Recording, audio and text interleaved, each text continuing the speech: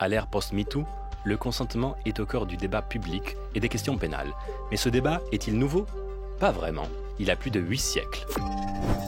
Au XIIe siècle, le mariage devient un sacrement. Avant, c'est essentiellement une affaire de famille, de patrimoine. Mais l'Église l'encadre, le codifie. Elle pose une exigence nouvelle, le consentement libre et mutuel des époux.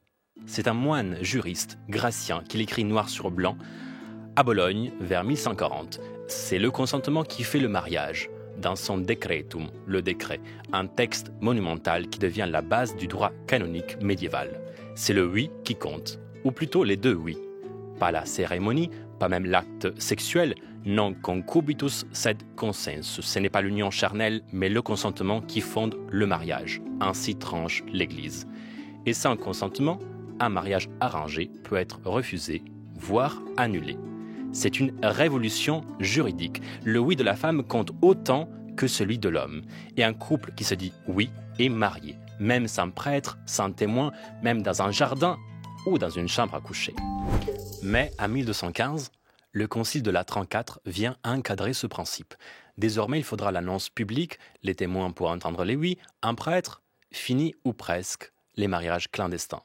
Le mariage moderne est né avec les invités, les repas sans fin et la belle-mère, bien sûr. Et en dehors du mariage, l'idée de consentement surgit dans ce contexte juridique, s'étend et ressurgit ailleurs. Par exemple, dans une étonnante encyclopédie de la légende du roi Arthur du XVe siècle. Le manuscrit conserve les biographies et les portraits des chevaliers de la table ronde, mais aussi leurs serments, les 20 règles qu'ils doivent jurer de respecter. Voici la 20e. Ils ne devaient jamais prendre pour eux ni toucher aucune dame ou demoiselle, même s'ils l'avaient conquise par la force des armes, si elle n'en avait pas le désir et n'était pas consentante. Il ne faut jamais les toucher, à moins qu'elle n'en exprime le désir. Le mot « consentante » figure tel quel en ancien français.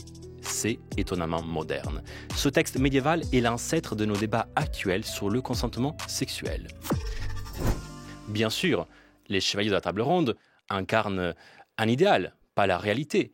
Et le Moyen-Âge est une époque d'inégalité et de violence. Mais il mérite mieux que le vieux slogan « On n'est plus au Moyen-Âge » qu'on lit encore dans les manifs.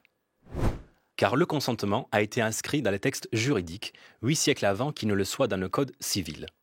Et car les chevaliers du roi Arthur, eux, juraient de le respecter. Et 800 ans après, on en est encore là? Alors sortez vos pancartes et vos hashtags. Vive la table ronde, hashtag consentement depuis 1140.